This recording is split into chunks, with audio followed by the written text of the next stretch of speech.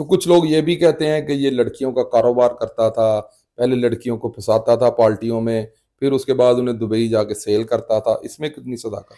एहसन ने ये बात मुझे बताई है कि जो मौसब है, मीर मौसब है, ये मिलने गया है एहसन शाह से जेल में। बलाज के भाई अमीर मसब को शक हुआ, उसने लोगों के थ्रू, अपनी सिक्योरिटी के थ्रू इसको मना कर दिया कि इसकी चेकिंग की जाए। पुलिस जो है वो हया करते हुए वो चीजें सामने नहीं लेके आई। मुझे ये बताया कि पुलिस कैसे सुरखरू हो गई और पुलिस उसकी फैमिली, एहसन की फैमिली कैसे? मुझे हमारा एक बात बताएं कि पुलिस की कत्ल करने की प्लानिंग की जा रही है उस पुलिस अफसर की जो पुलिस की तफ्तीश कर रहा है, जो अमीर बलाज को इंसाफ दिलाने के लिए कर रहा है। तुम उसको ही मारने के लिए चल पड़ोगे तो पुलिस कुछ भी नहीं कहेगी मामले में। बड़ा सवाल तो बिलाल ये है कि ऑडियो लीक किसके मोबाइल के जरिए हुई? मुल्जिमान इस तरह की हरकतें करेंगे, रॉकेट लॉन्चर, ग्रेनेड्स, पुलिस को मारने के लिए तैयार करेंगे। पुलिस क्या करेगी? चूड़ियां पहन के सामने आ जाएगी।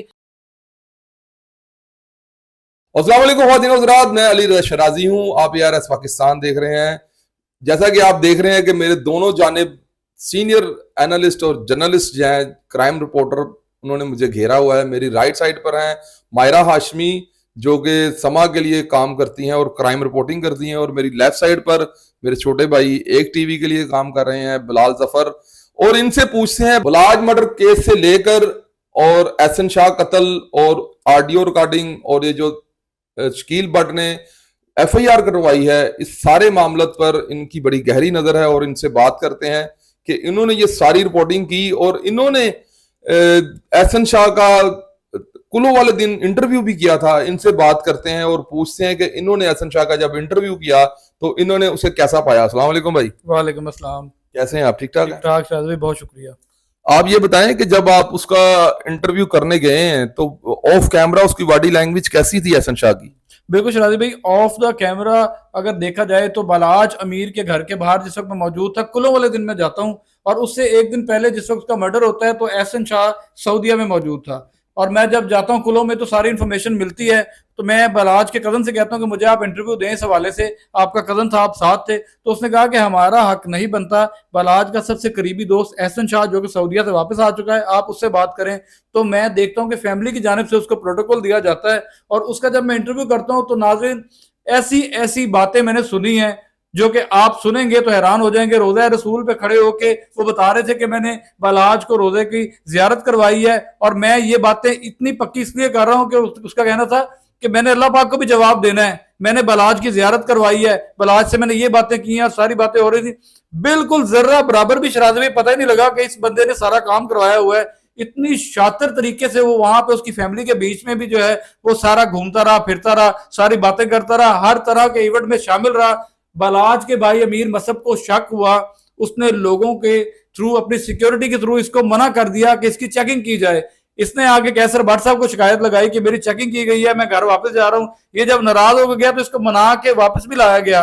मतलब इतना ज्यादा जहां पे एतबार हो और वहां पे इतना बड़ा वाकया हो जाए तो ऐसी दोस्ती को क्या कहा जाएगा, ये आपको ही पता है। और जब तक अगली बात करते हैं कि ऑडियो कॉल लीक होती हैं, एहसन शाह का मर्डर हो जाता है, उसके बाद एहसन शाह के मिसेज भी में शामिल हो जाती हैं, तो शराजी भाई पुलिस के ऊपर हर तरह से social media activist, TV channels के लोग मावरा अदालत कत्ल के हवाले से तनकीद कर रहे थे। मैंने भी एक प्रोग्राम किया जिसमें कहा गया कि पुलिस मुकाबला हुआ, उसके एहसन शाह के भाइयों ने नहीं मारा, लेकिन असल हकायक तब सामने आ गए जिस वक्त ये ऑडियो कॉल सामने आती है।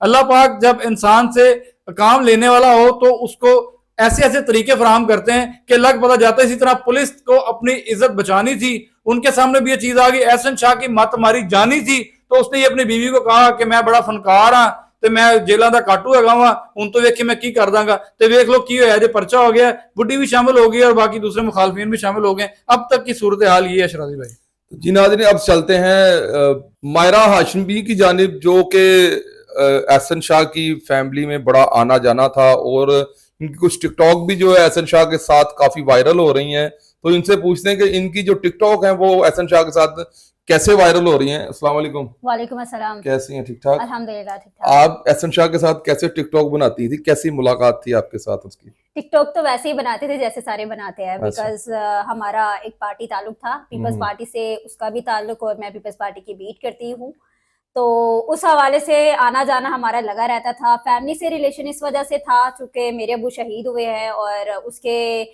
जो वालिद मोहतरम है वो भी अभी साल कबल ही उनकी डेथ हुई है, तो दोनों का ताल्लुक था। अभी ये थर्ड जनरेशन है जो आपस में मिलती है, पार्टी के लिए काम कर रही है, तो इसीलिए दोस्त था अच्छा।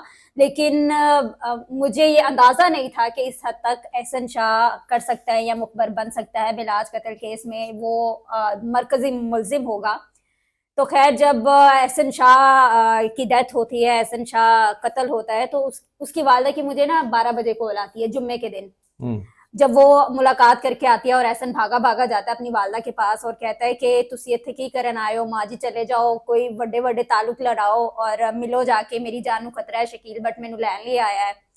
तो उसकी वालदा जब बाहर निकलती है और जुम्मे का दिन होता है, जुम्मे का ही टाइम होता है, तो सारे जाहिर बात है जुम्मा पढ़ना होता है, तो किसी से राब्ता नहीं होता है। तो खैर फिर मुझे कोई 3 बजे के करीब मुझे कॉल आती है इसकी वालदा की कि हम प्रेस कॉन्फ्रेंस करना चाहते हैं क्योंकि एहसन की जान को खतरा है। फिर वो कह के मतलब वो मुझे ऑडियो मैसेज करते हैं, उसके बाद बंद हो जाता है नंबर। मैं फिर बैक कॉल करती हूँ कि पता नहीं किस मुसीबत में है, तो बैक कॉल करती हूँ तो वो नंबर नहीं मिलता है। वो मुझे कहते हैं हम बहुत परेशान हैं, अभी कुछ देर बाद आपसे बात करते हैं। मैंने कहा ओके।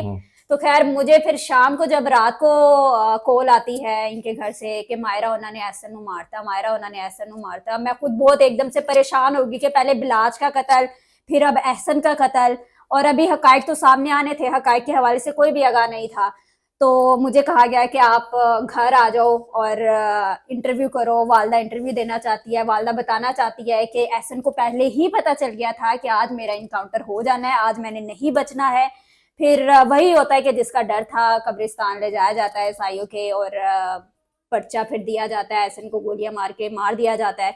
फिर बाद में आता ये है कि एहसन के भाई अली रजा जो कि जाते थे पीछे मुलाकात करवाने के लिए जाते थे, अपनी माँ को लेके जाते थे, अपनी बहनों को मुलाकात के लिए ले जाते थे, उनका नाम बीच में डाल दिया जाता है कि वो अपने कुछ साथियों के हमरा आए और उन्होंने पुलिस पर हमला कर दिया। तो आपकी कुछ टिकटॉक बिलाज के साथ भी हैं? आप बिलाज, एहसन और आप म्यूचुअल फ्रेंड थे? बिलाज और मैं म्यूचुअल फ्रेंड नहीं थे, एहसन और मैं म्यूचुअल फ्रेंड थे। और आपको मजे की बात मैं ये बताऊं कि NA 127 के अभी जब इलेक्शन हुए हैं पीछे, इनके इश्तिहारात मैंने ही बनाए हैं। बिलाज के मैंने नून लीग के लिए बनाए और एहसन के मैंने पीपल्स पार्टी के लिए बनाए। तो उस हवाले से मतलब हमारा ताल्लुक स्टार्ट हुआ। ताल्लुक एहसन से तो खैर पहले से था, लेकिन बिलाज के लाहौर रंग के लिए मैं पहले जब लाहौर रंग न्यूज चैनल में थी तो उनके लिए मैंने इन दोनों के इश्तिहारात जो है वो बनाए थे। तो इनकी यारी तो बहुत पक्की यारी थी, मतलब जब पूछना हाँ जी कहाँ पे हो तो ये लोग इकट्ठे, एहसन बिलाज, बिलाज एहसन। मगर एकदम से क्या हो जाता है कि दोस्त ही दोस्त का मुखबर निकल आता है। अभी बहुत सी चीजें ऐसी है जो कि अभी खुलकर सामने आएंगी। अभी तो वो कह रहे हैं ना ट्रेलर आता है, फिर अवाम को एक गदेगिरी में डाल देते हैं कि भाई ये हो गया, इस पे पर्चा डाल दिया। शकील बट ने अब एहसन की वाइफ पे पर्चा जो है वो करवा दिया है। तो अभी बहुत सी चीजें खुलकर सामने आएंगी, फिर पता चलेगा। आप अक्सर मीर बिलाज से भी मिलती थी? नहीं, मैं अमीर बिलाज से कभी नहीं मिली। आपने आज तक मीर बिलाज से, एहसन ने आपकी मुलाकात नहीं करवाई? नहीं, मैं इतना मतलब एहसन से सिर्फ पीपल्स पार्टी की हद तक मेरी फ्रैंकनेस थी कि वो पीपल्स पार्टी में आता था, वहां पर तमाम पीवाईओ के लड़के होते थे। ये पीपल्स पार्टी के सीनियर पीवाईओ, सीनियर वाइस प्रेसिडेंट था पीवाईओ का, तो इसीलिए जो है हम लोग वीडियोस बनाते थे। ये आता था क्योंकि टिकटॉक पे मेरे अच्छे खासे फॉलोअर्स हैं, तो वो कहता था चलो तो इसी बहाने, तुम्हारे बहाने मैं भी वायरल हो जाऊंगा। तो वो आप videos- इनकी फैमिली को भी जानती हैं, इनकी सिस्टर, और इनका फैमिली बैकग्राउंड कैसा है? फैमिली बैकग्राउंड मैं पूरे फैमिली बैकग्राउंड को जानती हूँ, और इनकी वालदा बहुत अच्छी है माशाल्लाह से, और वालिद भी बहुत अच्छे थे, बहनें भी बहुत अच्छी हैं, मतलब वो बाहर नहीं निकलती। ये पहली मर्तबा ऐसा हुआ है एहसन के कत्ल के बाद कि इनकी वालदा को, बहनों को जो है वो मीडिया के सामने आना पड़ा। उससे पहले कोई बहन कभी कैमरे के सामने नहीं आई। तो कुछ लोग ये भी कहते हैं कि ये लड़कियों का कारोबार करता था, पहले लड़कियों को फंसाता था पार्टियों में, फिर उसके बाद उन्हें दुबई जाके सेल करता था। इसमें कितनी सदाकत है? अच्छा, ये मैंने कुछ इंटरव्यूज देखे, मैंने लड़कियों के ही कुछ इंटरव्यूज देखे। पहली बात तो यह है कि ताली एक हाथ से नहीं बजती, दोनों हाथों से बजती है। और लड़कियां जो जाती थी उसके साथ, उन्हें भी सब पता होता था। बिलाज की बात करूं और एहसन की बात करूं तो दोनों ही पार्टी बॉयज थे, दोनों ही लड़कियों से मिलते थे, इनका आना जाना था, इनकी अच्छी गैदरिंग्स होती थी, वहां पे म्यूजिक पार्टीज चलती थी। तो ये गर्ल्स सेल्स करना और फिर पार्टीज में जाना, इतनी इस हवाले से मेरी इंफॉर्मेशन नहीं है। लेकिन मैं इतना जरूर जानती थी कि दोनों बहुत ज्यादा अयाशी करते हैं और दोनों जिधर जाते थे इकट्ठे जाते थे। तो बिलाल भाई आप क्या कहते हैं, अब ये केस किस जानिब जा रहा है? शहजादी भाई देखें, ये एक केस जो है एक मंजर आम तक अब क्लियर हो गया, लोगों की नजर में बहुत सारी चीजें क्लियर हो गई हैं। पुलिस को जो है वो अल्लाह पाक ने खुद ब खुद ही सुरखरू कर दिया। एहसन शाह की पूरी फैमिली को एक्सपोज कर दिया गया, और उसके बाद बालाज अमीर की फैमिली और गोगी भट्ट फैमिली वो एक तरफ कर दें, दुश्मनियां जिनकी हैं वो एक तरफ कर दें। ये नई स्टोरियां निकल आई हैं, यहाँ पे लेके जा रहे थे, कब्रिस्तान में ये हो गया, कहानी बनाई जा रही थी। ऑडियो कॉल ने ऐसी ऐसी बातें सामने लेके आए हैं। और मैं आपको एक और चीज भी बता दूं कि पुलिस के पास वो सारी चीजें मौजूद हैं जो एहसन शाह ने ब्लंडर्स किए हैं, जो चीजें की हैं। वो वीडियोस जो एहसन शाह की नाजेबा वीडियोस हैं, कुछ तो आप लोगों के सामने आई हैं, बहुत सारी उनके पास मौजूद हैं जो कि मंजर आम पे आने वाली हैं। वो शायद अभी भी पुलिस जो है वो हया करते हुए वो चीजें सामने नहीं लेके आई। मुझे ये बताया कि पुलिस कैसे सुरखरू हो गई और पुलिस उसकी फैमिली, एहसन की फैमिली कैसे। मुझे मारा एक बात बताएं कि पुलिस की कत्ल करने की प्लानिंग की जा रही है उस पुलिस अफसर की जो पुलिस की तफ्तीश कर रहा है, जो अमीर बालाज को इंसाफ दिलाने के लिए कर रहा है। तुम उसको ही मारने के लिए चल पड़ोगे तो पुलिस कुछ भी नहीं कहेगी। मुझे ये बताए उस पुलिस ऑफिसर ने क्या किया? उस पुलिस ऑफिसर को पता चला ना कि मेरा कत्ल होने वाला है, तो उसने तो अपने कत्ल से पहले ही बंदा जो है वो ऊपर पहुंचा नहीं, दिया। मेरा मतलब है कि एक सरकारी बंदा अपना सरकारी काम कर रहा है, आप उसके बारे में इतना फ्रीक्वेंटली एक जेल के फोन से आप बात कर रहे हो, आपको नहीं पता लग रहा शायद आप पैगाम देने के लिए बात कर रहे हो। एक बीवी अपने खावंद के साथ किस लहजे में बात कर रही है, क्या पुलिस को पागल बना सकते हैं इस मामले में? बड़ा सवाल तो बिलाल ये है कि ऑडियो लीक किसके मोबाइल के जरिए हुई, और आया जब एहसन ने बात की वहां पर तो उसके पास कोई पुलिस ऑफिसर नहीं था। इतनी बड़ी बातें एक बंदा कैसे कर सकता है और एक मुजरिम कैसे खुलकर इतनी बड़ी बात जेल के अंदर बिल्कुल कर सकता है? बात ये है मायरा, आपका सवाल अपनी जगह बिल्कुल ठीक है। अली रजा शराजी भाई जेल के अंदर के हालात भी अभी अवाम को बताएंगे, लेकिन मैं आपको बताता हूं कि जो मेरी इंफॉर्मेशन है, जो जेल के अंदर टेलीफोन बूथ बनाए गए हैं उसके अंदर जो बंदा कॉल करता है उसको डाटा पहले बताना पड़ता है जेल को कि मैं इन नंबर्स पे कॉल करूंगा और बात करूंगा। मैं ये बात नहीं करूंगा, मैं फोन करूंगा और बात करूंगा। अब उस बंदे को इतनी सेंस भी चाहिए कि हाई प्रोफाइल उसमें आप जेल में आप मौजूद हो और ऊपर से आपके ऊपर केस अमीर बलाज टीपू टक्का वाला फैमिली का केस है। क्या आपकी कॉल को इतना इजी लिया जाएगा कि वो रिकॉर्ड भी नहीं होगी? और दूसरी बात कि जेल इंतजामिया ने भी ये ऑडियो कॉल या जो चीजें हैं वो नहीं दी होगी। मेरी इत्तलात के मुताबिक एहसन शाह की मिसेज ने जो है वो ये सारी रिकॉर्डिंग्स जो है वो फराहम की हैं और उसकी फैमिली के अंदर से ये सारा कुछ हो रहा है। अपने घर का तमाशा भी बना रहे हैं और भागते भी जा रहे हैं। इस वक्त पुलिस की जो हिरासत से दूर भाग चुके हैं सारे। मेरी इत्तला ये है कि इस वक्त घर पे उसके कोई मौजूद नहीं है। आप किस तरह पुलिस को गलत कह सकते हैं? हम खुद पुलिस के अगेंस्ट रिपोर्टिंग करते रहे, हकायक पे मबनी बात करते रहे। आपको पता है कि एहसन का और शकील भट्ट का क्या रिश्ता था? बिल्कुल, एहसन का शकील भट्ट का रिश्ता अमीर बलाज की वजह से था। जब शकील भट्ट टीपू टक्का वाला मर्डर होता है तब भी वो एयरपोर्ट पे मौजूद था शकील भट्ट, और उसके ऊपर लोगों ने इस तरह इल्जाम तराशी की थी कि ये सारा मामला हो गया, तुमने करवा दिया। अमीर बलाज मर्डर होता है तब भी शकील भट्ट मौके मौजूद था, उसके ऊपर शुरू में इल्जाम भी लगे और उसके बाद वो सुरखरू हो गया। अब तीसरी बार जो एहसन शाह के ऊपर पुलिस मुकाबले में बात हो रही, देखें मावराए अदालत कत्ल जो है वो हरगिज नहीं होना चाहिए, कानून के कटहरे में सबको सजा मिलनी चाहिए। लेकिन जब मुल्जिमान इस तरह की हरकतें करेंगे, रॉकेट लॉन्चर ग्रेनेड्स पुलिस को मारने के लिए तैयार करेंगे, पुलिस क्या करेगी? चूड़ियां पहन के सामने आ जाएगी, कुछ ना कुछ तो करेगी ना। इसलिए मैं आपकी इस बात से इत्तेफाक नहीं करता कि उसको पुलिस मुकाबले में मार दिया गया। अब इस ऑडियो कॉल के बाद बहुत सारी चीजें क्लियर हो चुकी हैं कि एहसन शाह जेल के अंदर बजाय इसके कि उसको किसी चीज की मलामत होती, कोई शर्मिंदगी होती कि मैं अपने दोस्त को मरवा के जेल में आया हूं, बाहर जाऊंगा क्या फेस करूंगा, लेकिन वो बहुत पुश था और पावर में था और अपनी बीवी के साथ जिस लहजे में बात कर रहा था, शायद कमेंट्स करने वाले लोग जो उसके हक में कमेंट्स कर रहे थे अब वो कमेंट्स उसके हक में ना करें। अगर मैं इस बात पर इस तरह इस बात को एक्सप्लेन करूं कि जो एहसन शाह था वो रियासत के अंदर एक रियासत कायम करना चाह रहा था कि वो इदारों को ललकार के अपनी मिसेज के सामने कह रहा था कि मैं 3 माह के अंदर अंदर अवाम को एक गिफ्ट दूंगा शकील भट्ट के मर्डर के सिलसिले में। आप इसमें क्या कहती हैं? बिल्कुल, वो जैसे अभी बिलाल ने बात की है कि भाई गैंग बनाने की साजिश अंदर हो रही थी। अगर ऐसा था तो 6 महीने के बाद क्यों याद आया? हकीकत हम मानते हैं कि ठीक है ये हकीकत है, ऑडियो लीक हो गई और एहसन ने ये बात की, गैंग बना रहा है, वो अपनी बीवी को बता रहा है कि भाई मेरे से बड़ा कोई है नहीं है बदमाश पूरे लाहौर में, और बाहर आके मैं सरप्राइज दूंगा तुम्हारे अब्बे के दोस्त के हवाले से।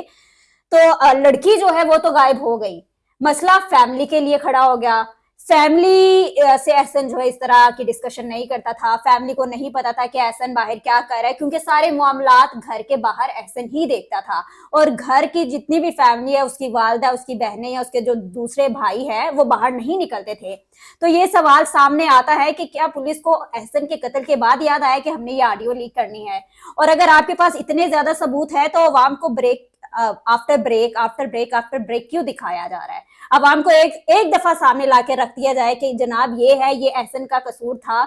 मतलब अभी पूरा मुआशरा हमारा डगमगा रहा है और ये हमारे मुल्क पर, हमारी रियासत पर सवालिया निशान है कि अगर इस तरह सारे गुंडे सामने आ रहे हैं, इस तरह के वाकयात हो रहे हैं, तो हमारे पाकिस्तान का क्या इमेज जा रहा होगा दूसरे ममालिक में? क्योंकि दूसरों को तो मौका चाहिए कि अच्छा पाकिस्तान में ये चल रहा है, लाहौर में ये चल रहा है, और लाहौर को तो बदनामे जमाना बनाया जा रहा है इस वक्त। असल में यहाँ पर होता ये है नाजरीन कि ये जो कोई इदारे, पुलिस के इदारे हैं, जो आला इदारे चल रहे हैं, ये कोई अवामी ट्रायल तो नहीं इन्होंने करना ना, कि ये अवामी ट्रायल करेंगे कि जो कोई बंदा होगा उसको सोशल मीडिया पर या नेशनल मीडिया पर देंगे कि इसने ये रिकॉर्डिंग कर दी है, इसने ये प्लानिंग कर दी है। तो उन्होंने तो उसका हल तलाश करना है ना। तो उसका हल मेरे ख्याल से तो यही था जो एहसन शाह का हुआ है।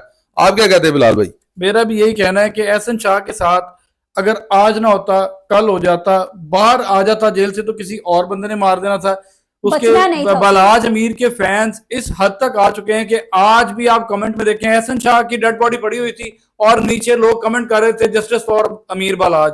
तो लोगों के माइंड में सोशल मीडिया की वजह से ऐसी चीजें जो क्लियर हो चुकी हुई हैं कि इस बंदे के साथ ज्यादती हुई है, इस बंदे ने ज्यादती की है। एहसन शाह को अगर आप उसकी बात करें कि उसको मावरा अदालत कत्ल कर दिया गया, पुलिस ने मार दिया गया, बिल्कुल दुख की बात है। उसका कानूनी तरीके से कटहरे में उसको आना चाहिए था। लेकिन उसके पसे मंजर तो आप चेक करें कि कौन कौन सी ऑडियो कॉल सामने आ रही हैं, उसकी फैमिली की जानिब से क्या कहा जा रहा है। हम लोग बिल्कुल एहसन शाह के खिलाफ नहीं है, मीर बलाज के हक में नहीं है, टीपू ट्रकावाला की फैमिली के साथ नहीं है, गोगी भट्ट के साथ नहीं है। हम न्यूट्रल बात करेंगे कि इस मुआशरे में हमारे आने वाली जो जनरेशन है उसको ये पैगाम मिला है कि दोस्त के साथ गद्दारी करेंगे तो पूरी दुनिया में लान तान आप पे की जाएगी, और अगर तो दोस्ती करने की हिम्मत हो तो फिर ऐसी चीजें नहीं करनी चाहिए।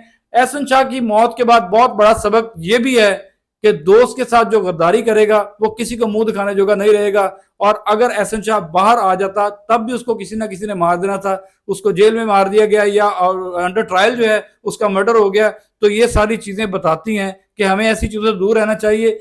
उस हद तक दोस्ती करें जितनी आप निभा सकें। ये एक पब्लिक मैसेज भी है कि दुश्मनदारों की दोस्ती से बचना चाहिए आम बंदे को। जिस बंदे का इन लोगों के साथ कोई ताल्लुक ही नहीं है उसको दूर रहना चाहिए। जो बहुत करीब और इनके अंदर घुस घुस के बैठेगा उसका एहसन शाह वाला हाल होगा। तो आप मैम क्या कहती हैं इस पे कि आप एहसन शाह की साइड ले रही हैं कि एहसन शाह को नाहक मारा गया है, या आप ये बताती हैं कि एहसन शाह ने वाकई मुखबरी की थी? आप उसकी क्लोज यानी कि रही हैं, जो भी आपका रिश्ता होगा उसके साथ, उसकी फैमिली के साथ, पार्टी बेस पर आपके साथ उसके ताल्लुकात थे, जो भी थे मामलात, आपने उसे क्लोज देखा था? क्या वो इस तरह का शख्स था कि क्या वो इतने जोगा था कि वो आगे बाहर निकल के शकील भट्ट को मार सकता? मैंने एहसन से तकरीबन मेरी जब भी मुलाकात हुई या जब भी मोबाइल पे हमारी बात होती थी तो वो बस एक ही बात करता था कि मैं कुछ करना चाहता हूँ, कुछ बनना चाहता हूँ, मैंने अपना नाम बनाना है। और अपने वालिद के हवाले से कहता था। इवन वो मुझे ये भी कहता था कि मायरा मैंने अपने इलाके से इलेक्शन लड़ना है एमपीए का, और मेरे इलाके के मसाइल बहुत ज़्यादा है। हम लोग अगर ये अवाम के हवाले से बात करें तो वो अवाम की बहुत खिदमत भी करता था। रमज़ान आ जाता था, ईद आ जाता था, तो ईद आ जाती थी तो वो बाहर जाके तहाइफ लेके जाता था। फिर सर्दियाँ होती थी तो वो ब्लैंकेट्स, तकिए वगैरह लेके जाता था, गरीब अवाम में डिस्ट्रीब्यूट करता था। खिदमत खल्क वो बहुत ज़्यादा करता था। और आपने बात की कि आपको लगता है कि उसने अमीर बलाज की मुखबरी की है या नहीं की है, तो हकाइक अब तक हमारे पास जो आए वो पुलिस के थ्रू आए हैं। मतलब हमारे पास वो हकाइक नहीं आए जिसमें हमें मुझे ये लगे कि भाई अच्छा इसमें एहसन ही गुनाहगार है। और एहसन की अगर एहसन इतना अगर गुनाहगार था तो उसकी ये सजा नहीं बनती थी। आप उसको उम्र क्या सजा देते ताकि उससे पता चलता कि किसी दोस्त के साथ ऐसा करने से, किसी दोस्त को कत्ल करवाने से क्या बनता है, ताकि वो खुद भी, जो उसका एक एम्बिशन था ना कि मैंने बाहर आके बदमाश बन जाना, मैंने ये बन जाना है, तो अगर उसकी इतनी गलती थी ना तो उसे उम्र कैद सजा दे देते, उसे दुनिया से ना मिटाते। वो जेल में रहता रहता भी ना उसने सड़ सड़ के या सोच सोच के कि मैंने ये क्या कर दिया, ये मैंने क्या कर दिया। वो सिर्फ एक सवाल करता था उसकी वालदा की, जब उससे मुलाकात होती थी जेल में तो वो अपनी माँ को कहता था कि माँ मैं कुरान पे हाथ रखता हूँ, मैंने कोई ऐसा काम नहीं किया, ना ही मेरी बिलाज के कत्ल में कोई मैं मुलविस हूँ। उसने कहा कि मैं बेगुनाह हूं, मैं बाहर आऊंगा, मैं किसी को भी इंटरव्यू नहीं दूंगा, मैं बस एक प्रेस कॉन्फ्रेंस करूंगा जिससे मैं क्लियर हो अच्छा, ये जाऊंगा। तो अपनी माँ को कहता था मायरा। 5 महीने वो जेल के अंदर रहा है। मुझे ये बताओ, 5 महीने में उसकी वालदा ने बलाज की फैमिली से रब्ता किया, उनको ये कहा कि मेरा बेटा ये कह रहा है मैं कुरान पे हाथ रखूंगा, मैंने ऐसा कुछ भी नहीं किया, मुझ पर इल्जाम लगाया जा रहा है, मुझे ट्रायल में फंसाया जा रहा है, मुझे सीआईए पकड़ के ले, उस वक्त क्यों अब नहीं मैं कहा? आपको एक बात बता दूं, ये बहुत अहम बात है, अभी तक ये टीवी या फिर किसी भी यूट्यूबर ने नहीं आपको बताई होगी। एहसन शाह की वालदा मुझे बताती है कि मायरा, एहसन ने ये बात मुझे बताई है कि जो मौसब है, मीर मौसब है, ये मिलने गया है एहसन शाह से जेल में, और वहां पर जाके कहता है कि तुम ये तीफी भट्ट और गोगी भट्ट के खिलाफ बयान दे दो, ठीक है, ताकि दुश्मनी जो है वो सारी इनकी फैमिली पे, जाहिर बात है फिर तो बचना ही नहीं था, ऐसे भी नहीं बचना था, वैसे भी नहीं बचना था, तो तुम जो है उनके खिलाफ बयान दे दो, क्योंकि इसने बयान नहीं दिया तीफी भट्ट या गोगी भट्ट के खिलाफ एहसन ने, पता नहीं अब ये उनका बंदा था या नहीं था, ये तो अल्लाह बेहतर जानता है। तो ये मौसब ने कहा कि तुम इनके खिलाफ बयान दो, फिर हमारी तरफ से तुम क्लियर हो जाओगे, मतलब मुद्दा जो है वो तुम अपने सर पे ये डाल दो। एहसन शाह ने अपनी वालदा को बताया, अपनी वालदा को बताया कि कि मीर मौसब आया है। हाँ, पैगाम आया मेरे पास और मीर मौसब आया, उसने मुझे ऐसे कहा, तो फिर मैंने उसे ये कहा कि नहीं, मैं ऐसा कुछ भी नहीं करूंगा, मैं ये जवाब जो है वो मैं ये काम कर ही नहीं सकता। और दूसरी बात ये कि एहसन की वालदा के हवाले से अभी आप बात कर रहे हैं कि एहसन की वालदा खामोश क्यों रही, या एहसन की वालदा 6 माह में सामने क्यों नहीं आई, तो पुलिस की जानिब से, वकील की जानिब से यही कहा जा रहा था कि आपके बच्चे ने रिहा हो जाना है, आप खामोश रहे, आप खामोश रहे, वरना एहसन को ये नहीं पता था कि उसने कत्ल हो जाना, उसको तो उसी दिन पता चला ना, जिस दिन शकील भट्ट लेने के लिए आया। चलिए शराजी भाई, इस पे तजिया आप ही कर दीजिएगा। क्या एहसन शाह की फैमिली को पुलिस ने कहा होगा कि आप खामोश हो जाएं? उन्होंने तो मीर मसब की फैमिली को कहा होगा कि आप खामोश रहें। मीर मसब 6 महीने में एक दफा भी सामने नहीं आया, अपना मौकफ नहीं दिया, कोई बात नहीं की, आपने कहा वो जेल भी गया। मैं इस बात से मानता ही नहीं, मैं इसको बिल्कुल एग्री नहीं करता। आगे शराजी भाई आप बताएं कि क्या अमीर मसब ने एहसन शाह को ऐसा कहा होगा जेल में जाके? ये बात जो है वो मेरे मानने में भी नहीं आती, क्योंकि मसब ने अगर उससे मिलना होता तो वो सीआईए इकबाल टोन जाके उससे मिलता, और जब वो जेरे हिरासत था तब उसे कहता कि तुम वादा माफ गवाह बनो। अब तो वादा माफ गवाह वो अदालत के बयान के ऊपर जाके बनता है, क्योंकि अब उसको वादा माफ गवाह बनने की जरूरत नहीं है। तो नाजरीन, आप दोनों सीनियर एंकर पर्सन और क्राइम रिपोर्टर्स की बातें सुनी, तो इससे आप क्या तज्जिया अक्स करते हैं? आप कमेंट्स बॉक्स में अपनी राय दीजिएगा, और हम सबको दीजिए इजाजत और देखते रहिए ARS पाकिस्तान।